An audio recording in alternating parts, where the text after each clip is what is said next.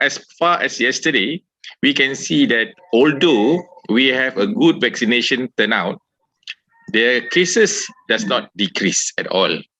And as for example, in Malaysia, I think, as you know, as per yesterday in Malaysia, our R0 was about 1.05.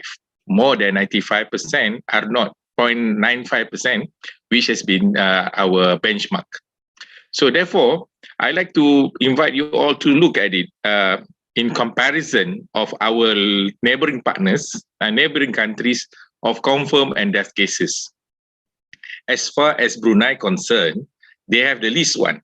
Yep. The least one, because of their numbers of population, is roughly about 400, less than 2 million people. So if you look further up, Singapore is having the fourth wave of COVID-19, and they have already doing their circuit breaking. Further, in Thailand, we don't have much news in Thailand. In Philippines, neither in Philippines, and Indonesia plus Malaysia. And if you look at total death numbers in the country, if you look, it's not actually very concerning, because the numbers, if you compare in terms of ratio between the death and the population itself, is roughly 0.002 to 0.001%. But however, since the nature of spread of the disease is a matter of concern, not because of the death. Yeah, the important part as far as the public health concern is the nature of the spread. However, I like you all to look into the important part also of COVID timeline is what is the next in the future. So if you look based on our timeline given under the Spanish flu far back in 1918 and 1919, it takes almost a year for them to actually the Spanish flu being considered as an endemic. And if you look at our position currently, as far as it started in November 2019, and it's far beyond 2020. So it's more than already more than a year. It's coming up to 2 years. Why does this difference between Spanish flu and current COVID-19? Due to the fact that human actually in this modern world, we move from one place to one place easily, rather than during in 1919 we have issue 1919 we have issues of moving from one place to another, and that facts created more complex for us whether this pandemic will continue beyond 2020. So as I use the icon here, it started on the red one, and we have the pause. The pause, the end or the eject. Is it whether we can say that COVID-19 will able to stop in 2023, or it was still within us by 2023? So 2023 will be 2 years from now, and based on my personal view, that the COVID-19 will actually gradually become endemic by middle of next year, 2022, and it will gradually become a normal flu in 2023. Right. So here, bear in mind our timeline that what we see here, none of our country or our government actually put a specific timeline for COVID-19. What we have is how to deal with COVID-19, and phases in COVID-19 action plan is basically on based on not on looking at strategically when it thinks that we can anticipate or we do forecast when it can clear off from our country.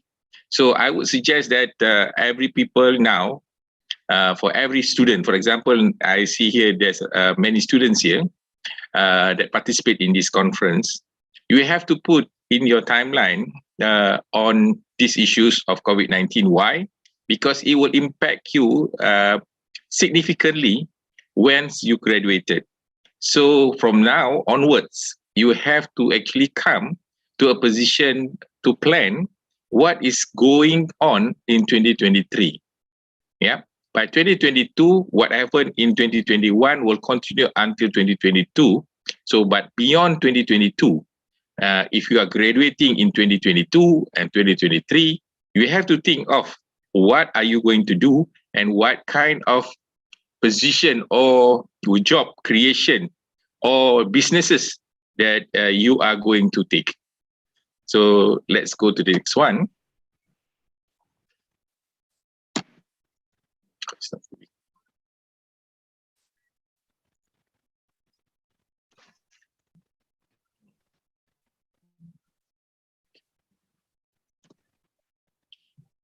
Now, COVID-19 actually impacted four things, basically in 4 areas. One is the people, second is the government missionaries, third is the economic contributors, and also other countries, either neighbors or the countries that we have bilateral trade and etc.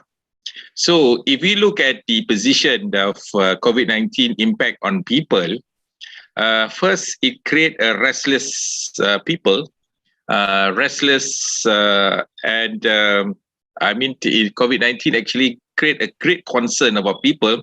It actually divided people into 2 categories.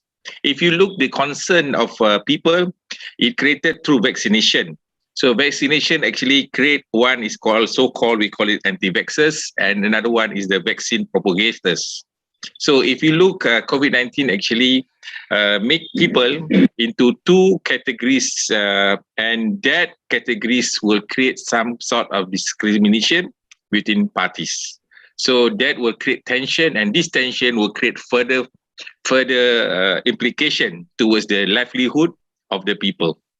Second part, as for the government, although the process, I mean, we cannot deny that the government missionaries is come from the people itself. So it created also tension among the government missionaries. And further, COVID-19 actually tests the readiness of the country to be run during crisis. So COVID-19 actually reflects and shows us clearly whether whatever our propagation or position that our government had said before, whether they are really ready for this particular COVID-19 or this crisis. This can be shown towards the health preparedness in mitigating the COVID-19.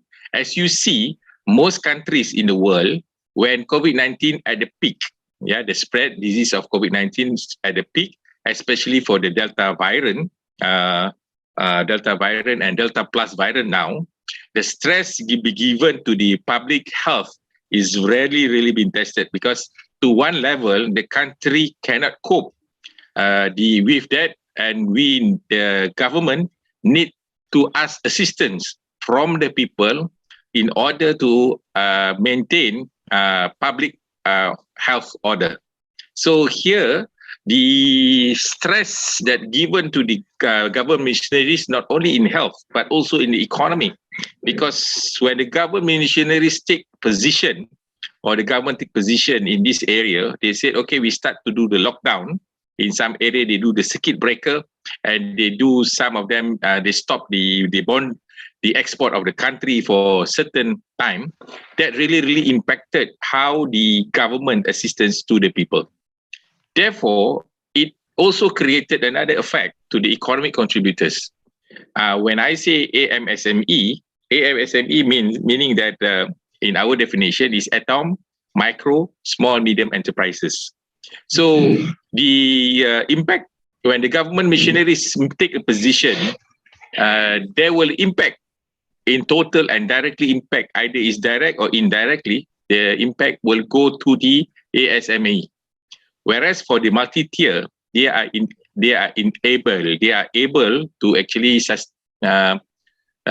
able to actually cushion up the impact very well. And also, countries to countries relationship also put in stress. For example, until today, what is already almost 2 years from now, we can see our borders is still not open. Although is still partially, or I mean less than 10% open due to certain items. However, it's good that COVID-19 actually transgressed throughout the whole country, that we can able to communicate, able to work through the digital technologies, which far beyond our reach. That we think that the idea of having our conference in digital in 2020, before COVID-19, is not the reality. But now, from the COVID point of view, the impact is very positive, that the digital economy actually transcend about 800% during the March to June 2020. So the adoption of digital technology nowadays, it seems real, and it seems that it really impact the daily livelihood of every people and every person in this earth.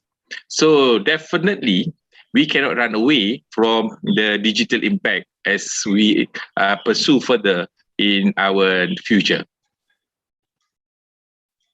Okay, to look whether the impact to the commerce, why I use the word commerce instead of businesses, because the important part of COVID-19, it actually impact the whole commerce ecosystem.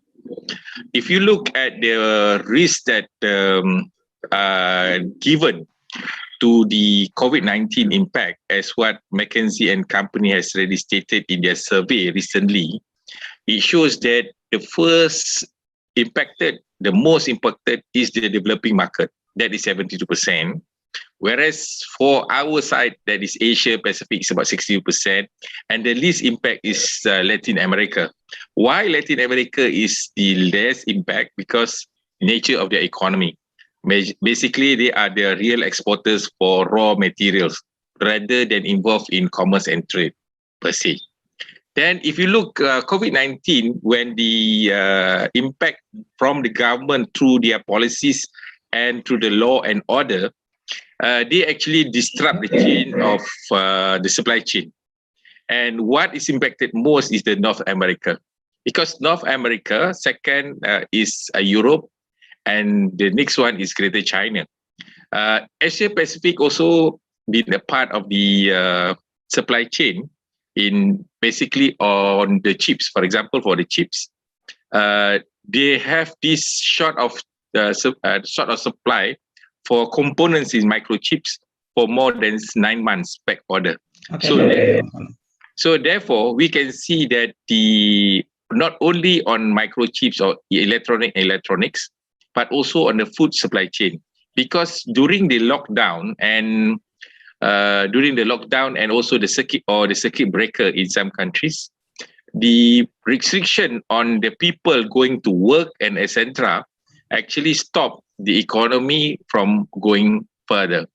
Therefore, it created the next level of inflation. If you look at the inflation here, the inflation rate actually increases in North America, that is 38%. Whereas in the countries, for example, like Latin America, which does not, actually they have to, most of their items is imported. So the inflation rate increased 44% in that much. So that also create, if you look also, the inflation actually transcend to the people, and people who actually create domestic political conflicts. So you can see that the domestic political conflicts, especially in Malaysia, is quite rampant. We can see the stability happen in our country. Within 2 years period, we changed our Prime Minister 3 times. So not like Indonesia, you have a good presidency, Dr. Joko and the team. And you can see also that in America, the nature of the political during the Trump era, transition within the Trump to Joe Biden is quite adamant, and the crisis that happened in America is quite hostile. So here we can see also COVID-19 does actually impact the whole scenario, and that scenario actually impacted in a negative way for certain industries or certain economic sectors. However, there's some sectors that actually fruit, or the commerce sector that actually fruit from this COVID-19, especially those who are those who are in the health industries. For example, those who are in the medicine industry, those who are the vaccine producer, out of sudden, within 3 months period, the numbers of vaccine, if you look at 7 billion vaccine have been administered, about 8 billion vaccine have been administered. The numbers of what they obtain, their revenue from the vaccine is beyond limit, beyond limit. And now there is a booster shot, etc. It will further increase their stake in this area. And further, apart from that, although Pfizer, Moderna, Johnson and Johnson, etc., they are the big players. However, it also created most of the countries currently now aggressively doing their research and finding the right kind of vaccine for them. So this will actually create new areas of which last time the countries think that they don't depend on it. So now it also creates a positiveness for the research and development areas on particular health, especially in public health. And those who are providing the consumable for the PPE, personal protection equipment, such as the coverall, the mask, etc., actually fruitful. So we can see the changes of the domestic, the commerce industry, from the negative impact to positive impact in some areas, and in other areas is a negative impact. However, this positive impact can be seen into two areas, two prongs. One prong is that the positive impact actually give the revenue to the economic contributors, for example, for the SME or the multi-tiers or the multinational. Second impact will be creating new industries or new way of doing business. So by having digital during the COVID period, you can see during the pandemic and etc. And until now, as I'm saying today, we can see the positive impact on commerce is that it created new way of doing business. And that new way of doing business create for the consumer will be in a different environment totally. Okay, totally different environment. Whereas in the negative impact, it actually kills the tourist industry, kills the hotels, the hospitality industries, etc. But the positive impact, it created a new bond of industries, which was not beyond our thinking at the moment. So I think the overall picture, those impacted positive industry commerce is especially in education too. So if you look, last time we need to go to school, and now the homeschooling was a choice last time, but now homeschooling is a must. So it created a different way of doing business at all. So last time we have private institution that having a lot of private school. Now their school or the way of how they are teaching, the universities, etc., is already from institutionalized in location. Now it's already on your fingertips. So it changed totally, and that actually give an opportunity to create new commerce and new businesses or new ideas on how to put this to the consumer. So at the end of this, if we make a final, either we make at this junction, if we make a final conclusion, whether COVID-19 actually helps pursue new technologies or help new way of doing business, yes, the answer is yes. So any traditional way of doing business currently has been transformed, whether by their choice or not, is been pushed or been forced to transform. If they don't transform, automatically they will become, I think they will become like extinct to one extent. So likelihood or not, that's why I said earlier, for our students, please do bear in mind the changes now. Yeah, the changes now, and think for the future, doing in present. Okay. So I put it in iconic so that it's easier to remember. Okay, the next one is that this is in Malaysia lah. Okay, in Malaysia, just a sample of what is happening. Basically, the impacted is on the business place is that we have demand, and then we have a less demand, then the dampen concern. And you look at what we have really, all the businesses will say that majority of them, basically 75% of the majority businesses that in Malaysia is having impacted into less. Those who actually fruitful, for example, like the glove, etc., that actually have no bearing, have no impacted on this COVID-19. For example, Malaysia and Indonesia actually fruit from this COVID-19 is that the increase of price of commodity, especially in palm oil. So that is actually a good news for the palm oil producer, but not good news to the producer, to the consumer. Okay. If you look then, what actually we have here is the business issues. The most important part, throughout here, the important issues on the business people is that first, they affected our manpower. Why? Because the manpower cannot actually come to office and do their work, or come to the farm and do their farming, or go to the factory, etc. Because a limitation given by the government, restraining order has been put into place to curtail any spread of disease and movement from one place to another place, and also from one country to another country. So that is another issue. That is the issue.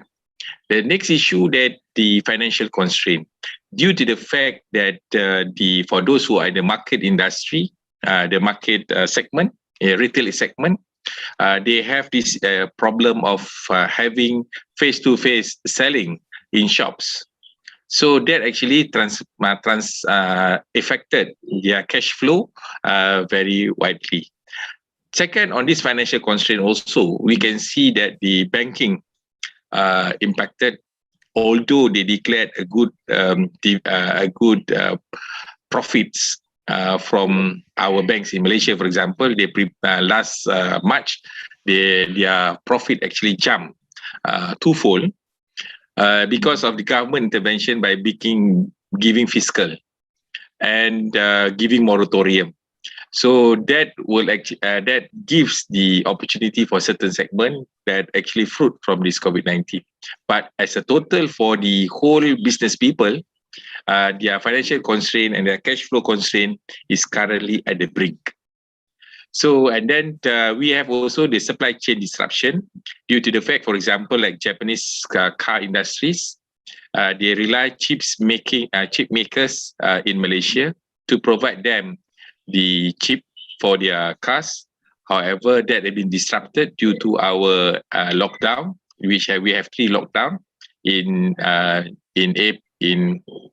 March to June last year, and then in somewhere in November to December. And for this year, we have from May to September. So that actually gives a lot of disruption on the supply chain. Because whenever there is a spread from that particular factory, it will be closed down for 14 days to 21 days. And to restart back the factory, it takes another 14 days before it goes to the optimum. So the question here lies between the supply chain disruption. It goes together with the manpower. And we see the market changes. So as far as the market changes, those who are having day-to-day or face-to-face way of doing business now is totally on digital platform, and that digital platform must be embraced by most of the businesses. And to embrace on this digital is not cheap. So it goes again, it will affect the financial constraint. And furthermore, the market changes when going to digital, it impacted greatly our infrastructure, where it goes and how the infrastructure is able to sustain the influx numbers of people using it. And then we also have that market changes when new law and order come into picture. So trade liberalization, for example, like Malaysia, Indonesia, etc., we are under RCEP and under RCEP, which will be coming into force 1st January 2022. And that also will create it will affect our way of doing business, the way that the market changes, and also how we are going to pursue further on our market supply chain movement. So this really would affect the whole scenario and further affect the consumer on obtaining services and products in the next year. Either the import will be cheap, or either been made domestically is cheaper, or the people who are going to export will actually gain. So we have yet to see the cost benefit impact on this RCEP. However, it's been shown to us that the RCEP will actually enhance our bilateral. Now it's become multilateral, and ability for exporters to export and import, and our importers to actually fulfill. And the ultimate view is that the consumer will benefit, but that is yet to see. Second part on this new law and order, also we can see the CTPP. The CTPP is Comprehensive Trans Partnership Program, which consists of 12 countries, and Malaysia is a part of it. And we are in the midst of ratification to ratify it in our parliament. So there's a cost, and there's a ongoing movement that the government want to ratify, and the business people are not in favor of ratifying at the moment, because if you know, COVID-19 actually impacted a lot of domestic industries, and if the domestic industries of each particular countries is not being strengthened, so the way that we go forward by liberalization of our way of doing business will actually not having able to assist our local players, especially those who are in the AMNC, to go further. So that new law and order will actually create a bit of tension among the business people. Apart from that, also new law and order that coming into pictures is that when the government need some unscrupulous, we call it players in the industry that actually, for example, the mask, they sell it at unnecessary, out of portion. The price is too high or too expensive for a mask. So, for example, our mask that been used as a necessity now. So law and order come into the picture and put a stop there and put a shilling price, etc., which been regulated. For example, in Malaysia, it's been regulated. And also for the test kit, at the moment, the test kit at Malaysia currently is selling at 16.19 for the consumer, and now it's been put it down at 6.90. So there's a lot of issues when regulation come into the picture, and it will affect the business per se, as the government sees. The government need to actually look into the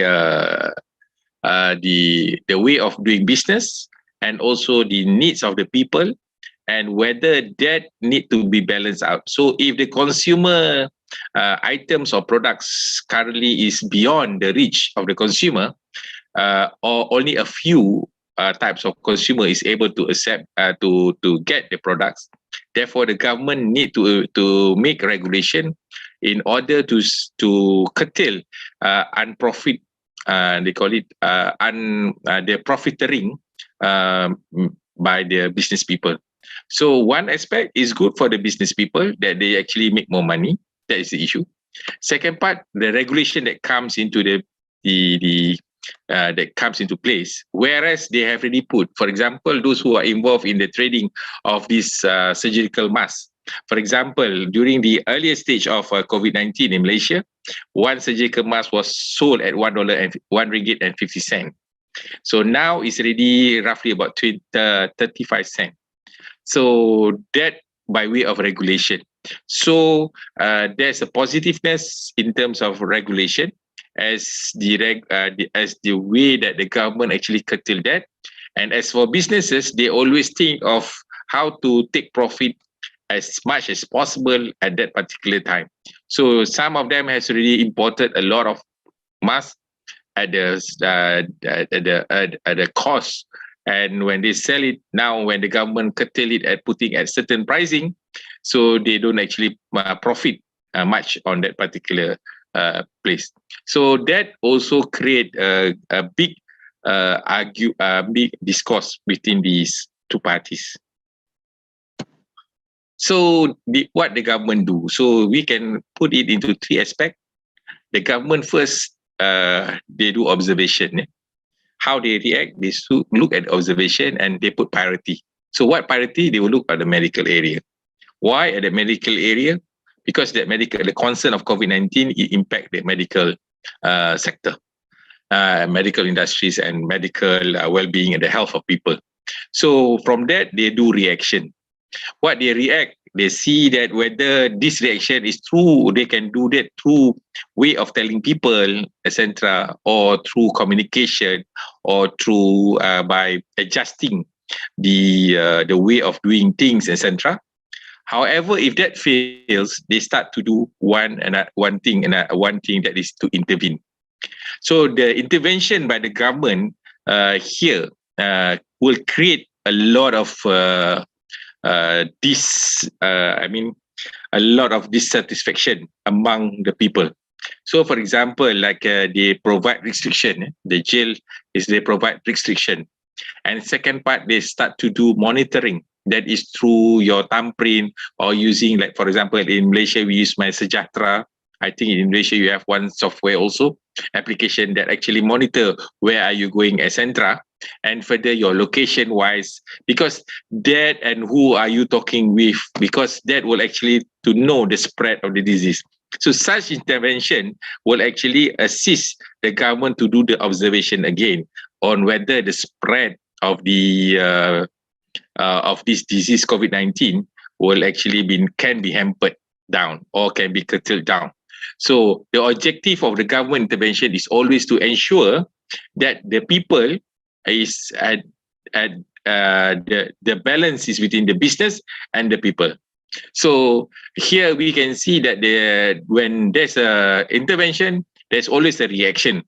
So that reaction will be communicated two ways within the government and the people and the business people. For example, for us in Malay Chamber, we have been assisting government in a lot of since the day one of COVID-19 on a lot of engagement on how to curtail and how to assist the government and the people to flow through this, to get through this COVID-19 pandemic or endemic in the future. So through observation and through learning of what the historical has shown to us, so it gives us the perspective on how and strategically and how and tactically how we can address these issues.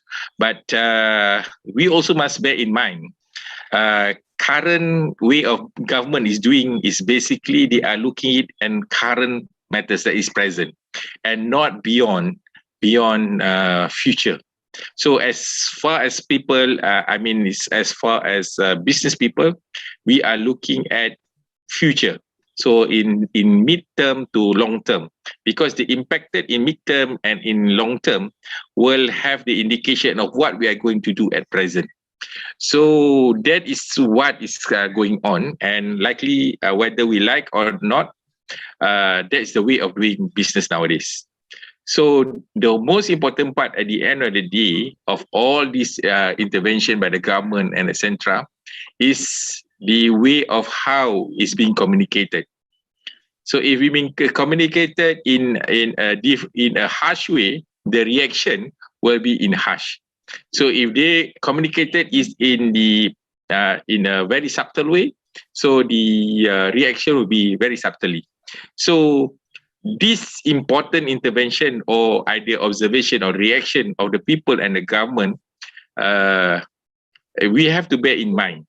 The most important part at the end of the day, whether the country can survive or go through this COVID pandemic or the crisis that happening now swiftly, or a lot of obstacle, and will actually hamper our future growth.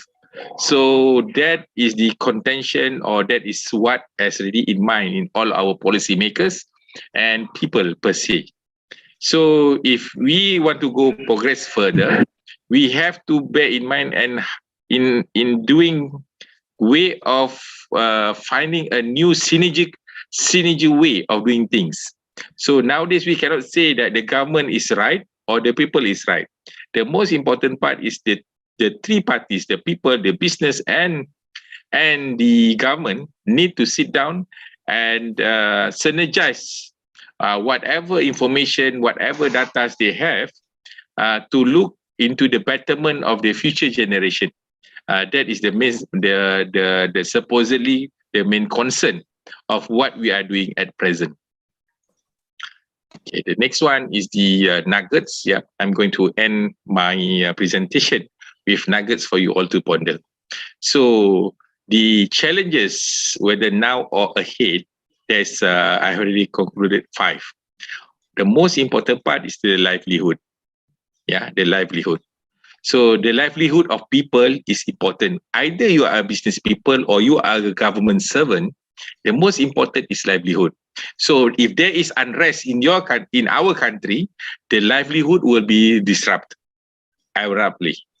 If there is a economic downturn, also it will affect our livelihood. So that's why I said it needs like a symbiosis between all these 3 elements of the economy, so that it works together. And second part, we have law and order. Basically, law is being implemented.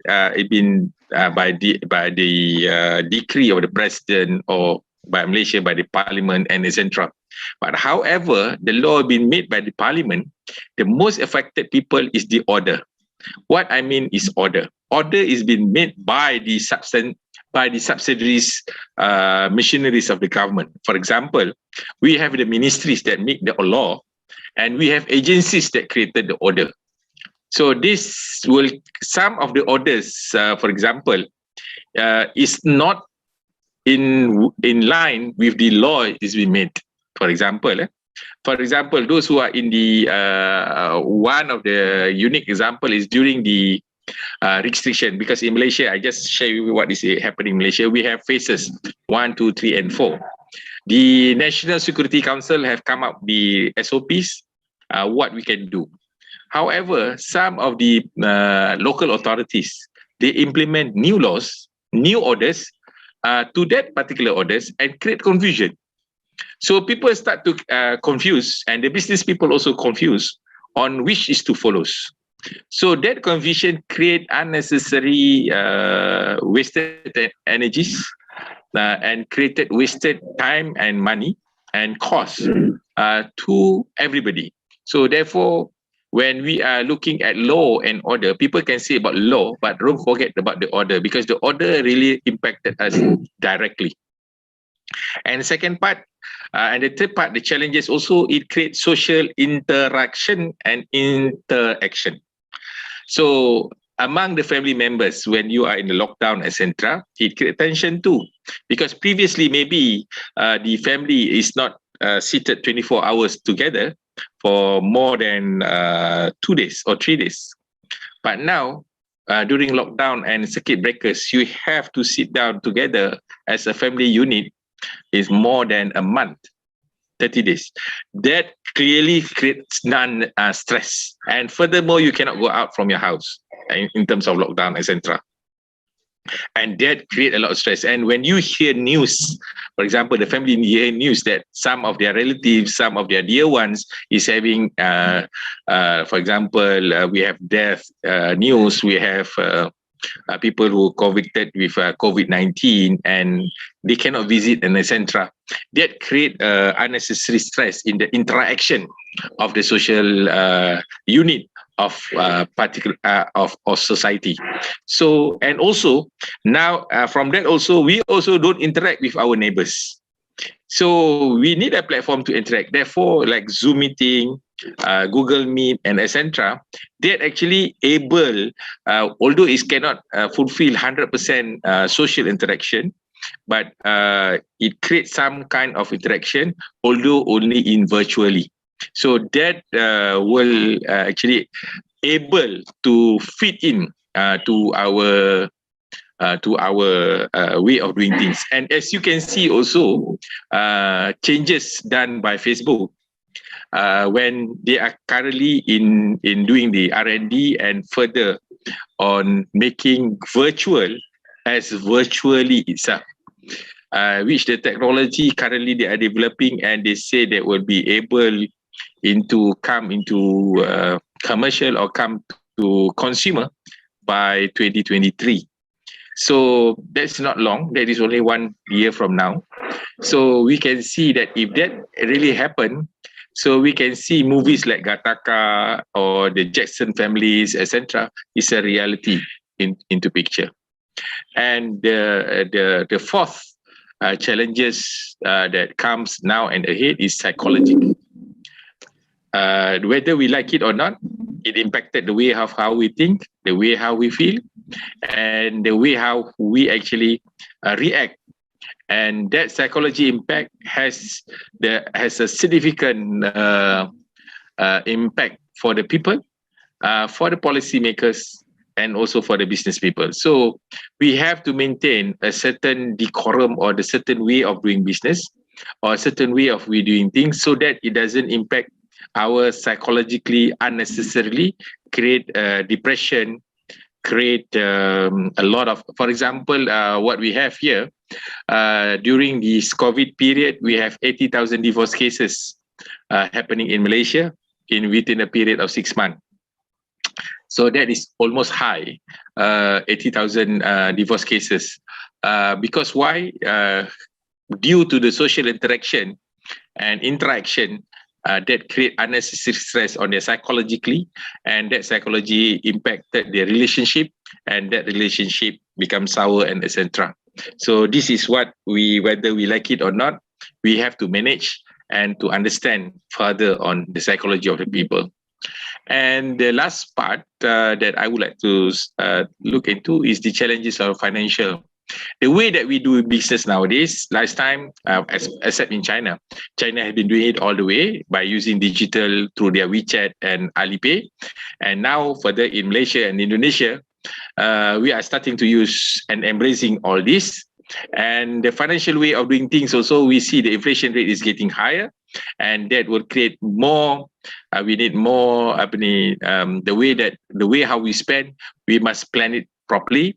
And also during this crisis, also we can see debt actually increases, whether it's official debts or unofficial debts. When we call it unofficial debts, meaning that the loan between family members, or loan within the friends, loan within the underworld loans, where in Malaysia we call it alongs, actually increases. And how to do with that? And that financial impact overall will impact us further, and we can see that. And I personally look at it, it will impact and significantly in year 2023. We can see the impact. For example, now we can see the ripple happening there, where we can see the numbers of people being declared bankrupt, or companies winding up. Last time before 2019, every day was about 25 cases. Now the increase is already about 45 cases per day. And we anticipate by next year, after the moratorium ends by end of this year, we can see there's a jump in March to onwards into 70 to 80 cases per day. And we can see that further bankruptcy cases, currently we are about 400,000. We can increase into maybe 1 million. So that financial impact will not only impact on the whatever the consumer have money to spend, but only on the safekeeping of the money. As you can see that in Malaysia, a total of 110 billion had been taken out from our KWSP, that is kumpulan wang simpanan. That is the money being put aside for our old age to use. So 110 billions, and it involved about 6.9 million contributors. So now we are using our future money to be spent now, the present, because to sustain our living. So this financial impact will actually create further stress and further challenges to our psychology, social, and etc. So what we can do now? So COVID-19 for us in Dewan Melayu, we propose to the government, we need to reset the whole thing. So we have to reset. Whether we like it or not, we have to press this button, reset.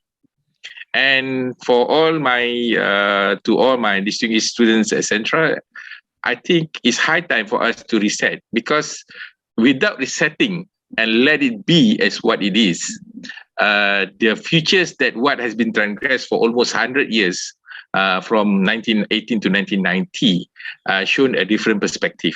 For example, let me share you a history of monetary. During 1918 to 1919, our monetary was backed up by gold. Yeah, it's again gold.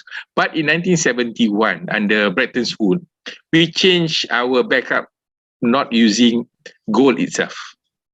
So actually in 40 years, almost 50 years from now, it happens now is 47, 49 to 40 years. So the way of how we treat the economy has already changed a lot.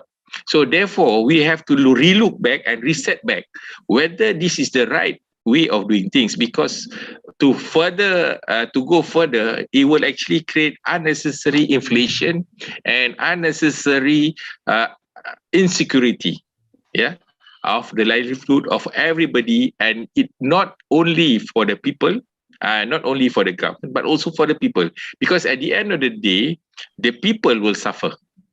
So the people is you and me. So we have to think carefully whether to pursue or to still proceed with the same way of doing business, the same way of our underlying fundamentals that we are using now.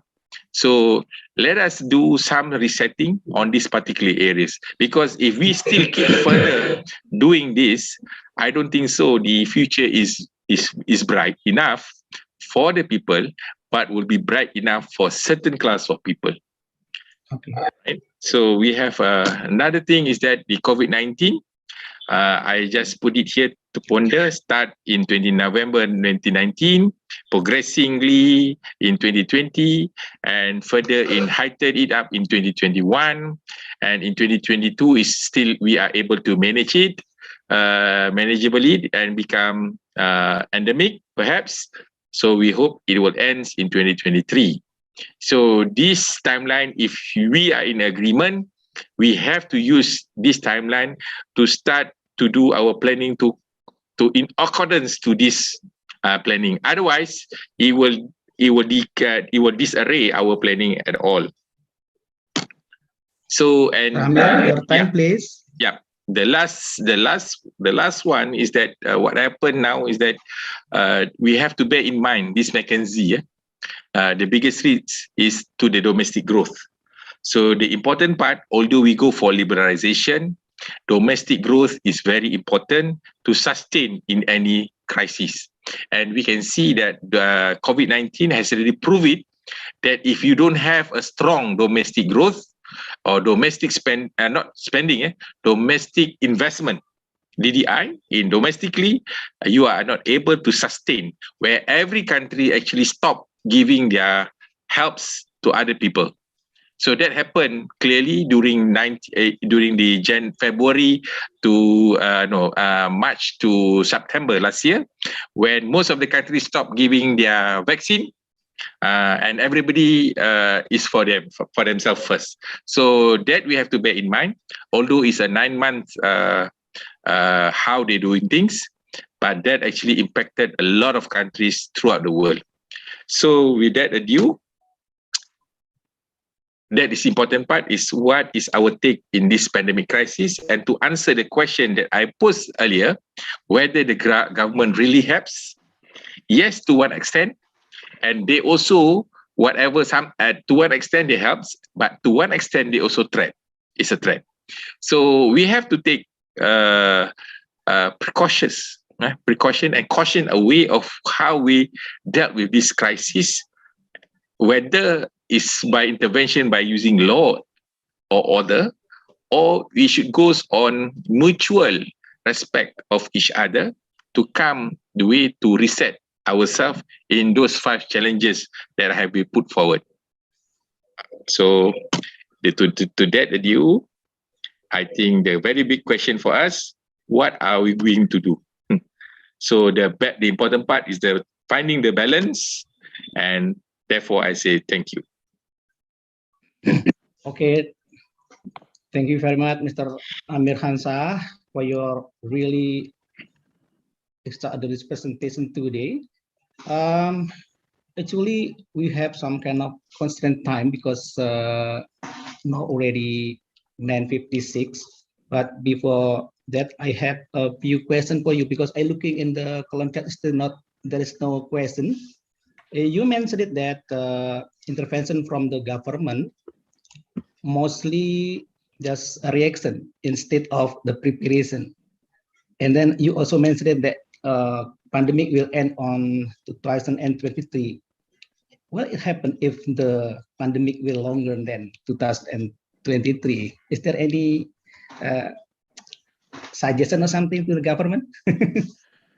For us, as in Malay Chambers, we did suggest to the government to look beyond that. We say that in 2023, we anticipate, based on historic what happened in Spanish flu and what happened to the economic crisis, etc. We take into pictures. We say that the pandemic of COVID-19, I mean, in terms of the spread disease by itself, will end by 2022. And however, we still have to manage ourselves. In terms of economy-wise, the movement of our economy will actually impact it up to 2024. So by 2023 is actually we are just on the recovery stage. So that is why we said the government doesn't actually, if you look at our budget, none of the issues of this, I mean in Indonesia you can also look, and in Malaysia also we have already looked, the budget doesn't actually look into pandemic issues, crisis that are happening in our countries. So it seems that we are talking about new norms, but the way that we are putting our plan in is just like just before. So nobody actually really want to think of the crisis, because we want to try to think positive. Thinking positive doesn't mean that we cannot take the unnecessary, the negative thing into our positivity. Yes. Yeah. Okay. So that is one part that we propose to the government, and we propose to everybody, and I've been propagating to people also. I said, be ready by 2023. We cannot say by next year, because we said by 2024, then only, because if you look at the history in 1918 and 1919, when 1919 the pandemic ends, so-called ends in Europe and America, is follow up in 1923. After that is the Great Depression in 1924. Okay. Right. So actually, that Great Depression happening in America and then further in Europe and etc. That is nothing. That happening doesn't have much impact, because last time the trans-border crossing between countries to countries is not much. But nowadays, our movement within one country to another country is so great, you know. So our bilateral movement of our economy, it stops to a certain extent. Like for example, if you look at last year, the ships cannot actually come berthing to the ports to deliver their goods, because it thinks that it will actually spread the disease. So this is the issues that we have to think of. So the future is not, I mean, bright. It's very bleak. Okay. Yeah. I think, okay. Thank you very much. I think it's clear. Well, again, because of constraint of time, Mr. Amir Hansah, I think we will close with this session, because we will continue with another presentation. If you still available time, I think you still can join with us until the end of the second keynote speaker? Yeah, I will. Okay. I will close my video. Thank you very much Okay. for this opportunity, and I would like to thank for the secretariat and the distinguished for listening to my what I have represented. And I hope that if you have any questions or any discourse that we can actually discuss, please do contact me as inside my slide. Thank you very much. Thank you very much, Mr. Amasa, for your participation and support to us. Again, thank you. We can meet another occasion. Thank you very much. Okay, ladies and gentlemen, we just hear and see with very amazing presentation. But because of constraint of time, we would like to continue with the second keynote speaker. And then in this occasion, I would like to invite Dr. Bayu Krishnamurti. Hello, Dr. Bayu. Hello, hello. Yeah, sorry, Dr. Bayu. There are some kind of problem in the technically. So I tried, we start late on the start. So ladies and gentlemen, today presentation Dr. Bayu Krishnamurti. The title is Indonesia Business Moving Forward with Digital, New Female Entrepreneur Leading the Way. I'm sure that the content of the material is very interesting, relevant with the theme of the today seminar. But before Dr. Bayu presentation, allow me to read the CV of Dr. Bayu Krishnamurti. Currently, Dr. Bayu Krishnamurti as a President Commissioner PT RNI Holding Food State-Owned Enterprise 2021 until now, President Komisaris PT Perusahaan Gas Negara State-Owned Gas Company 2012 until 2015, board member and Green Fund Netherlands Investment Facilities for Agriculture and Sustainability 2017 until present, senior lecturer of the Department of Agribusiness ABB from 1988 until present, Deputy Ministry of Trade of Republic Indonesia from 2011 until 2014, Deputy Minister of Agriculture of the Republic of Indonesia from 2010 until 2011, Deputy Coordinating Minister for the Economic of the Republic of Indonesia from 2005 until 2010, President Director of the Oil Palm Plantation Fund Management Agency, Ministry of Finance of the Republic of Indonesia, of the expert team, the Ministry of Trade of the Republic of Indonesia from 2021 until now, chairperson of the Indonesia Agribusiness Association from 2019 until 2020, and also general chairperson of the Indonesian Agriculture Economic Association from 2011 until 2017. Dr. Bayu, Doctor of Agriculture Economic, IPB, distinguished participant. When Dr. Bayu present, if you have any question, please, you can write down in the column chat. If the time is available, I will read it and ask to Dr. Bayu. Dr. Bayu, because your time is very busy, the floor is yours. Thank you very much, Pak Sri. Assalamualaikum warahmatullahi wabarakatuh. A very good morning to all of you. Thank you for the organizer for inviting me to be part of this very distinguished event. My presentations actually already sent it to the organizer, so if someone could assist me with, thank you very much. Yes, I probably would like just to focus on a few things that I would like to share with you this morning.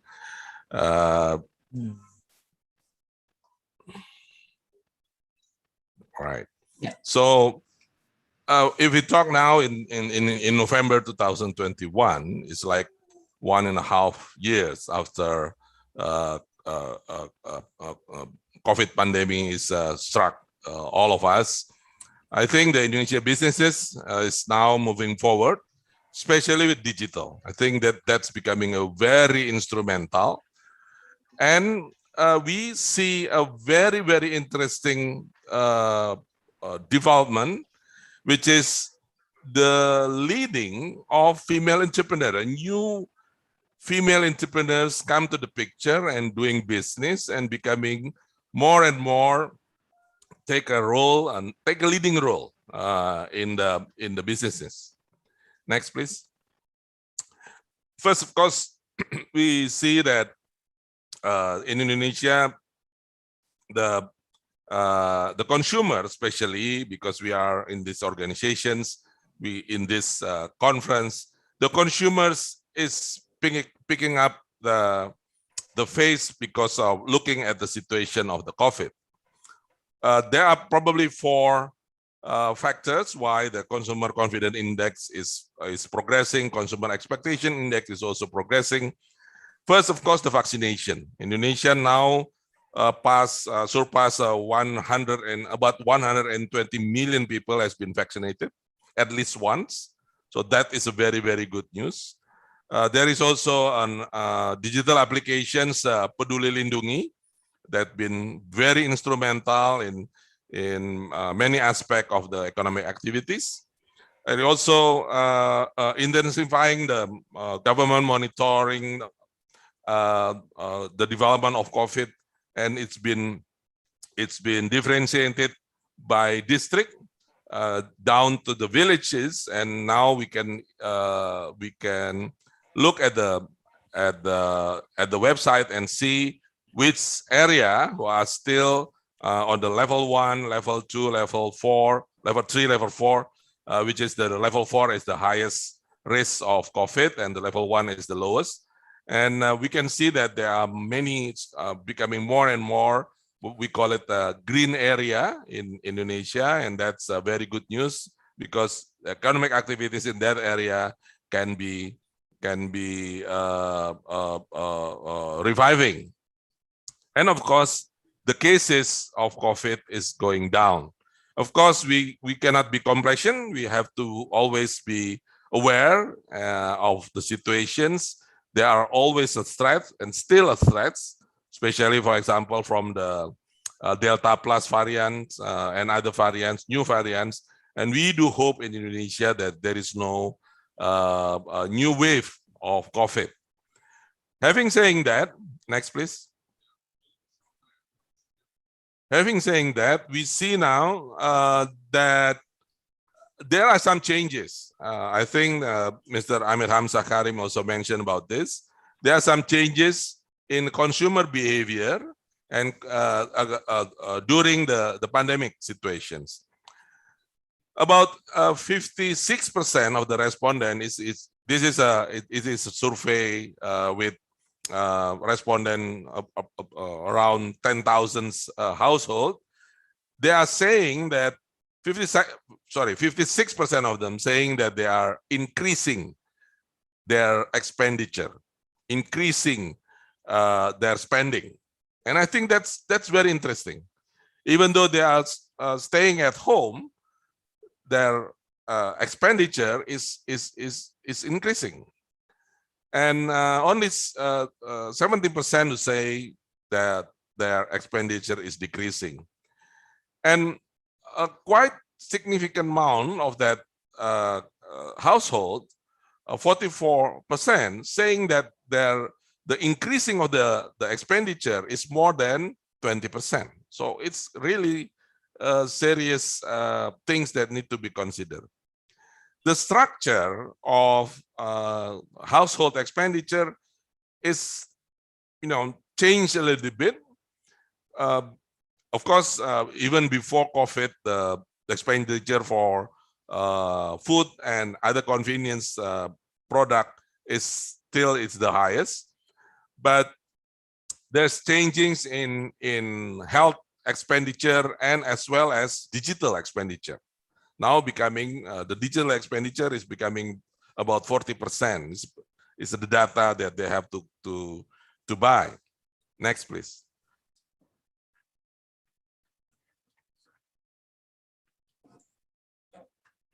Next, please. Oh, this is a very interesting. This is a very interesting survey done by DBS. What is they go more detail on how COVID changed Indonesia consumption basket. As I said earlier, health and hygiene is becoming more in the priority of the consumers, of the household. Of course, it creates business implications, and preventive healthcare becoming more and more popular and more and more on demand. As you know, probably many part of as well as many part of the world, before COVID, people tend to go to the doctor or to the hospital or to the health facilities if they are sick, if they are ill.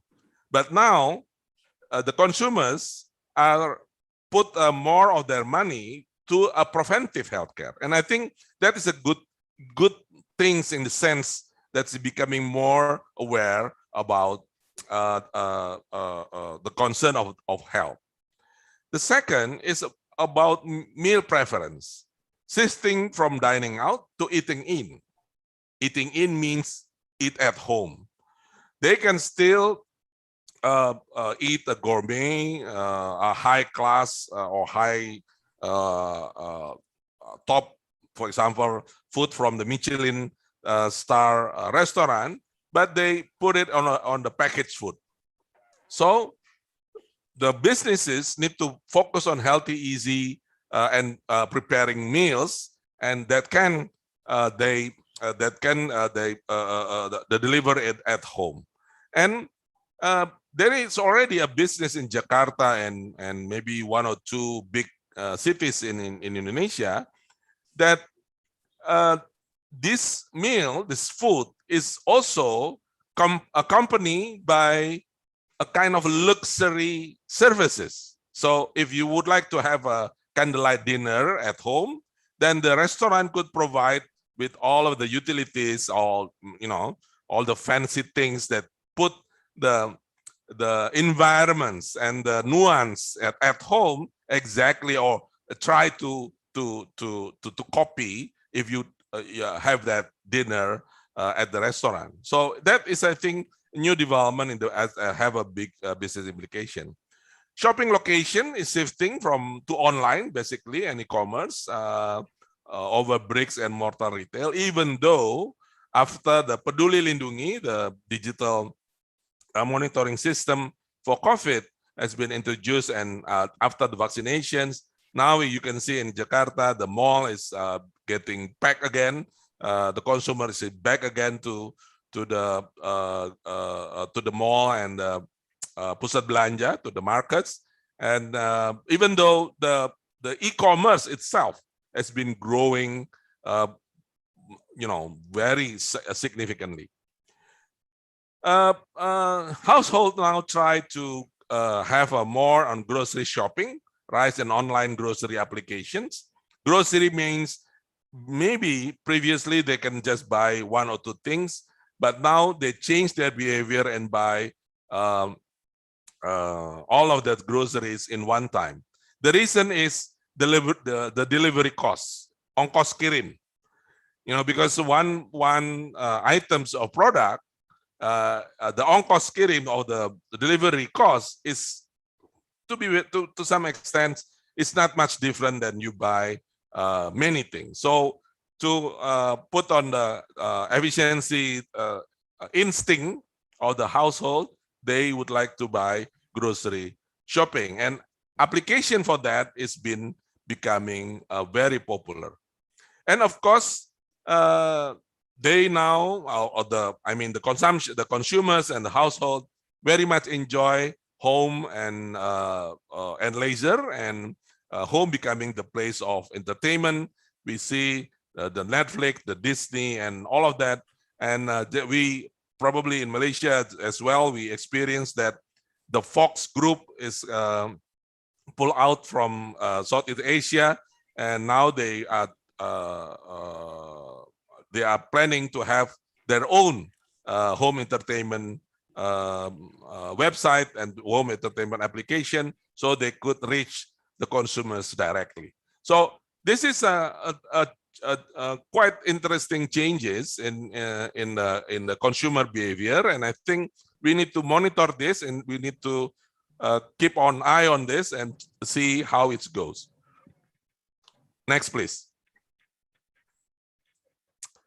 Yes, basically the new normal is we need digitalizations. Now, this is it's probably digitalization becoming a necessary now, a necessity for many. But we have to also put a notice that is also a problem of internet discrimination. Why? Because there is at least in Indonesia, there is still some blank spot, or there are still some area who doesn't have good internet. And not because of they are not willing to buy or doesn't have any purchasing power on that, but because of the lack of the internet, they becoming kind of left out. And that is also a problem that we face in educations when we did with online education services. Our students has been facing with problem, not only the student, but we as a lecturer is also facing the problem of the quality of the internet. But having saying that, digitalization is a must and it will stay. And I think even though the COVID has been managed, I think we will see the strong impact of digital facilities and digital infrastructure in our life. Next, please. Now, looking at the digital economy in Indonesia, I think in Indonesia right now, 2020, the digital economy is only about 4% of our GDP, but the projection is tremendous, is gigantic.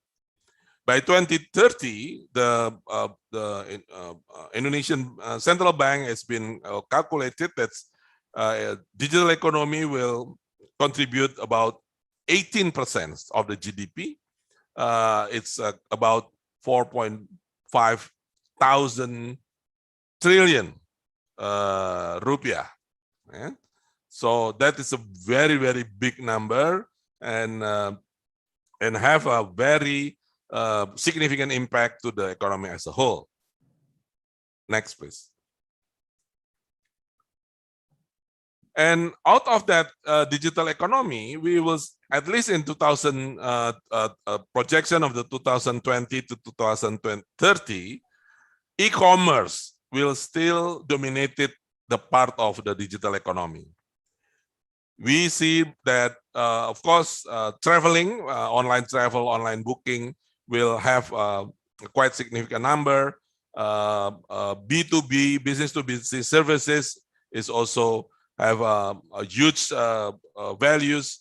The corporate services, digital content and health, and of course, ride hailing and so forth, Gojek and everything, they will have the significant part of the digital economy of Indonesia, but e-commerce will still becoming the dominant factors of our digital economy. E-commerce means there is a trading, there is a commerce, there is an activities of buying and selling, and that means also economic and business activities. Next, please. Yeah.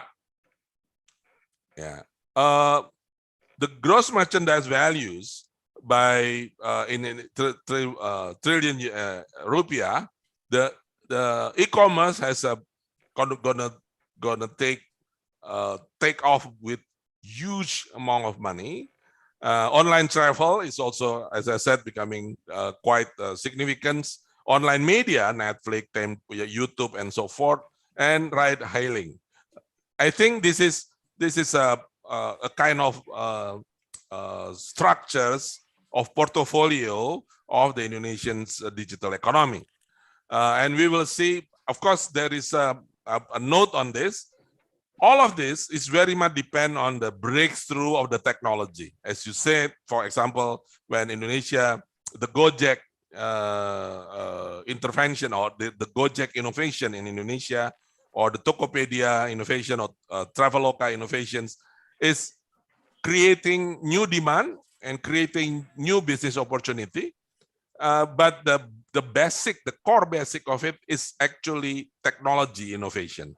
So this projection is have not include if, for example, within the time of projections, there will be new breakthrough in some of the digital technology. Next, please. Looking at the ASEAN level, I think Indonesia now maybe is among the biggest, not among the biggest, is the biggest digital economy in the area by GMV values, and will be the biggest in 2030. But looking at the charts on the bottom, you will see that as per capita expenditure, Singapore is still bigger than other countries of ASEAN. The reason is probably because the number of the populations. But looking at this, the potential of some of my colleagues is arguing that the number that we come out with the previous slides is actually under account, or we can say probably the number will be bigger than that calculations. Next, please. Now, having saying looking at the digital businesses like that, the potential and the prospect, the bright prospect of digital economy, we now would like to see a more down close to the role of female women. Until 2020, actually, it's been a common knowledge in Indonesia and has been supported by many data and research that in terms of consumption, female consumption or women consumption is actually very dominant. And 55% e-commerce transactions is done by female consumers, and female consumers has there's a 26 times transaction on the average, compared to male only 14 times. So the driver of this digital economy, and especially in e-commerce, is actually women. Yeah? But that is in the consumption side. Now we'll see within the last 2 years, next please, we'll see that even though in the supply side, yeah, even though it's still small, but there are some significant growth among female entrepreneurs, almost triple compared to the last year. This is a study done by the World Bank Indonesia and SOPI. The data is on 2017-2020, but the report is come in 2021. The female entrepreneur, especially related with digital, is growing by 7.5%, while the male is only growing by 2.7%. Now, this is very interesting, and one of the conclusion of this research saying that digital economy is empowered women. Next, please. Looking more detail on the result of the research, digital merchant were almost even gender split, learning to female by 56% on female by in terms of digital merchant. Yeah? It's actually because 56% compared to 44 in the political arena. This is already quite big, but in the commerce, I can still say that within the merchant in the e-commerce is leaning toward women. And this is contrast actually in terms of labor force. In Indonesia, in the labor force, male is about 61% and female is about 39%. So in terms of working, probably is still dominated by male, but in terms of entrepreneurship, commerce, is now becoming more and more dominated by female. Next, please. Female merchants are also younger than male. I think this is very interesting because if you're looking at the futures, future mean near futures, like 5 years from now or 10 years from now, we will see more and more female entrepreneur, female businesses or female-owned businesses will provide us with what things that we need. And again, in labor force, male is appears slightly younger. So this is a very interesting situation, and of course have a very specific consequences probably for businesses that support other businesses like financing, information, technology, and so forth. We need to look on how female make a decision within their own companies. Next, please. Merchants on the platform are more educated. This is also very interesting point that they need to give and put out in our discussions, that now they becoming a businesses, becoming a merchants, selling things. It's not because they're, you know, it's not becoming a kind of inferior choices, but becoming more and more the first choices, because the merchants put their product in the platform in an e-commerce is more educated. Then it is also very interesting. I think it's happening in many universities in Indonesia that female now becoming more dominant in terms of, for example, academic excellence and so forth, related to their educations. So female merchants are more educated than male merchants on the platform. Next, please. A quarter of female merchants are homemaker. Now, again, we can see and look at this number that e-commerce and a digital economy is democratize our businesses. It's becoming more egalitaire. It's becoming more inclusive. And there are many new small businesses has been emerged through the pandemic era and using the digital facilities. Using the National Social Economic Survey, 38% of female e-commerce entrepreneurs are homemaker. Next, yeah, next please. Next. Female merchant had fewer dependent compared to male merchant. This is also very interesting. Need further study related to the house economics of the female entrepreneur, because they seems like becoming more and more independent female, single moms and everything, that, you know, doing business using the digital economy. Next, please.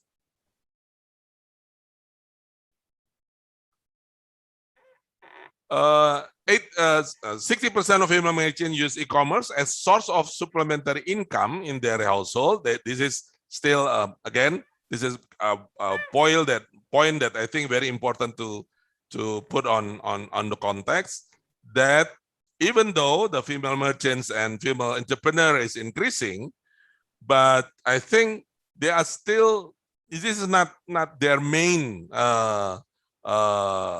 source of income. They are trying to juggle in many way of that they could within the economics difficulties that we all face in the pandemic situations. But again, this is still early, and we need to monitor this, and we need to look at this, do some more research to understand it, because again, this is not only about the consumer and the producers, but within the business ecosystem itself, the financing, the supplier of the product and so forth, need to understand the new development that happening in Indonesia, especially through the role of digital economy. Next, please. So this is my last slide. COVID will become an endemic threat, of course, but also creating challenges and opportunity for all of us, especially for the businesses. Digitalization will remain and also will develop further in the futures. I think we will be becoming more and more dependent on digital facilities and digital activities. But very interesting new development that the female entrepreneur and consumers will lead the way, and we will see this will impact on the economic as general, but especially businesses that related with the digital ecosystem and businesses that related with all of the activities that this entrepreneur in e-commerce and other digital economy provide. But I have also to put on notes that the changes is and will continues. I think we are not seeing the end of it yet. This is a very dynamic market, also in a very dynamic period of time. We are still now recovering from crisis, from the recessions, and that's create innovations, creativity, and so forth. So it's going to be very excited to looking forward, and hopefully we could fulfill and try to ride the wave of change together and prosperous together. Mr. Moderator, ladies and gentlemen, this is my presentations. I would like to apologize that I have to go because I have other engagements and that I cannot leave. So probably I apologize if I could not entertain you with Q&A session. Pak Sri Hartono, thank you very much. Ladies and gentlemen, Assalamualaikum warahmatullahi wabarakatuh. Thank you, Dr. Bayu, for your great presentation. Waalaikumsalam warahmatullahi wabarakatuh. Oh, actually, there are many questions that already in the column chat. It is the problem because you have another schedule, Dr. Bayu. Again, I'm from committee also. Say thank you very much for your support to us. Hopefully, we can meet with another occasion for sure in the future. Surely. And thank you very much, Dr. Bayu. Thank you, Pak Bayu. Thank you. Terima kasih. Thank you. Thank you, Pak Amir Hamzah and Dr. Bayu. Okay, ladies and gentlemen, because all the students already finished, so the time ceremony. A bit of unevenness in terms of dispersion. Cindy, the time is yours.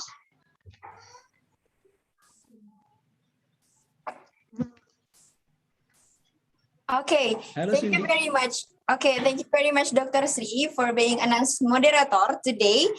Thank you very much also to our amazing speakers today that already give interesting topics. So, ladies and gentlemen, we would like to present a certificate for our amazing speakers and also amazing moderator today. So first, Namurti will be presenting. Sir Laili, time and place is yours. Sorry, Dr. Bayu, committee.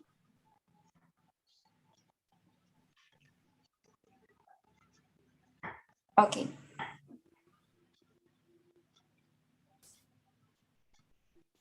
Okay, Professor. Thank you very much. First to present. This is C. D is there. D. There's D. Ya, Dr. Pak Mr. Amir Hamzah, Bapak Amir Hamzah, thank you very much for your amazing presentation. AACIM and MACFEA would like to thank you for your presentation. Thank you very much. Bu Laili, please, to Dr. Bayu.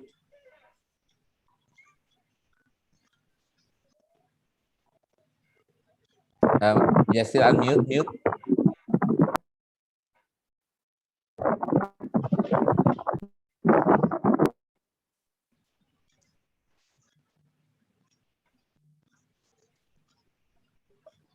Oh, sorry. I unmute myself. Okay, thank you very much, Dr. Bayu, for your presentation. And we are happy to you, both of you, in our conference. Thank you very, very much. Inshallah, next time, maybe we can meet again in other occasion. Assalamualaikum. Yeah. Waalaikumsalam. Waalaikumsalam. Thank you very much, Professor Laili. And next, for Dr. Sri Hartono, will be presented also by Professor Laili. So time and screen are yours, Professor Laili. Okay, thank you very much, Pak Sri, for your sharing this session. And Thank you, bro. thank you very much. Yeah. Thank you, bro. Thank you, Pak Sri. Okay, thank you very much, everyone. Now we're going to move to our next main agenda, which is parallel session. We're going to have two parallel sessions, and between the first parallel session and second parallel session, we will have a lunch break.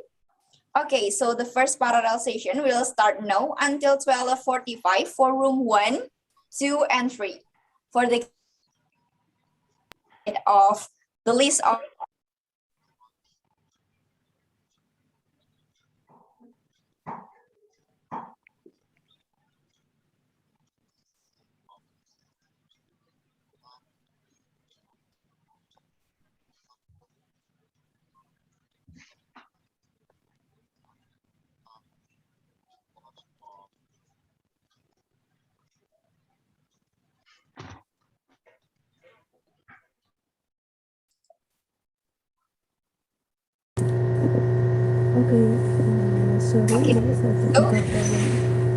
So for the first parallel session, for room 1, 2, and 3, and the second parallel session, we start at 2 p.m. after the lunch break for room 4, 5, and 6. You may join the parallel session by joining the breakout room, which in accordance with the topic and the list of participants on the slide. Kindly pay attention with the list of presenter and also PIC based on the slide. Okay, so this is for the first room with PIC Dr. Agus Heru Darjono and the assistant is Aris and Kemal. So these are the list of presenters for room 1.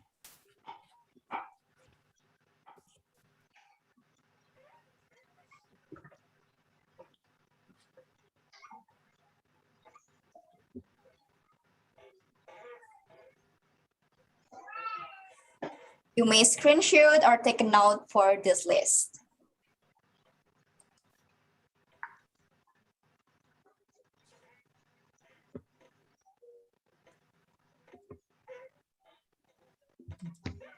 Okay, so this is for room 2 with PIC Professor Dr. Mahri Nasari and assistant Melki and Dewi Uswatun. And these are the list of presenters of room 2. Okay, room 3 with PIC Dr. Sylvia Rosa with assistant Adi and Sri Apriwani. And these are the list of presenters for room 3. Okay, please note that after the parallel session, you have to go back to the main room for the closing ceremony and awarding session for each parallel session. Now, we are going to start the first parallel session, and for the participant that already joined in the first parallel session, you may join in the second parallel session too, so stay tuned in this event. So ladies and gentlemen, take your time and have a nice discussion, everyone.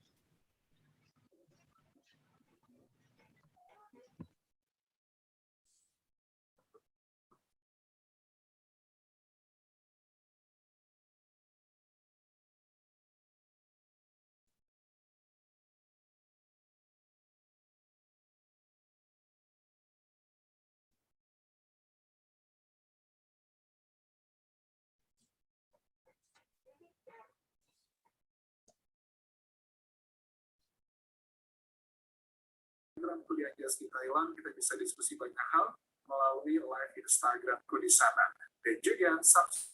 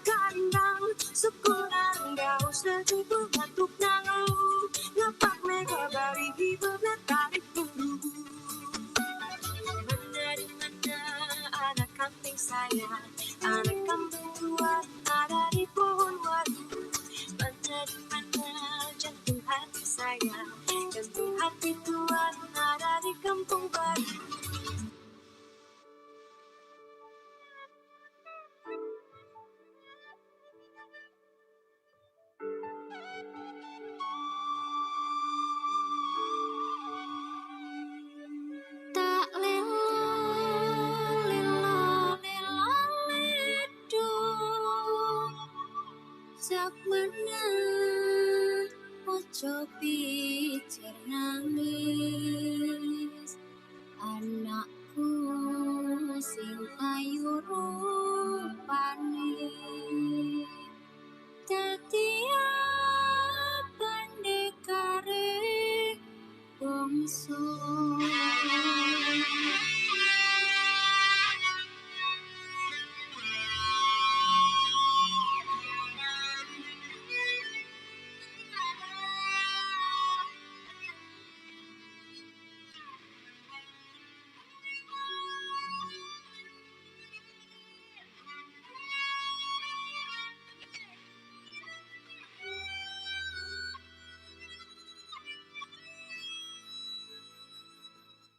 Kampung nan jauh di batu, gunung san sebaku biliang, takkan juga kawan-kawan alamu, sangke basuh yang suyang.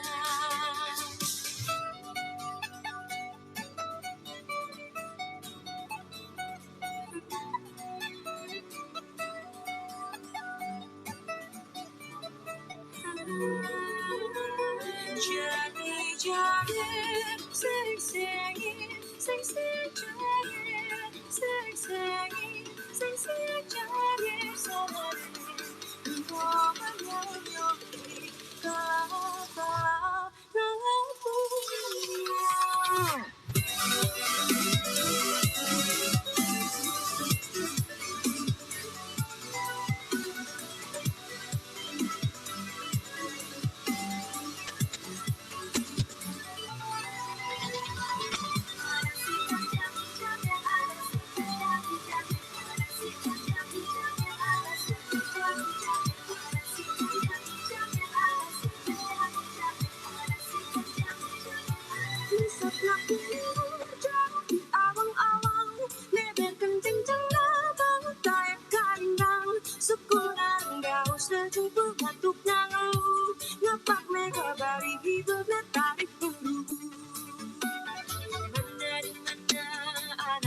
saya, anak kampung tua ada di pohon waru. Mana di mana jantung hati saya, jantung hati tua ada di kampung baru.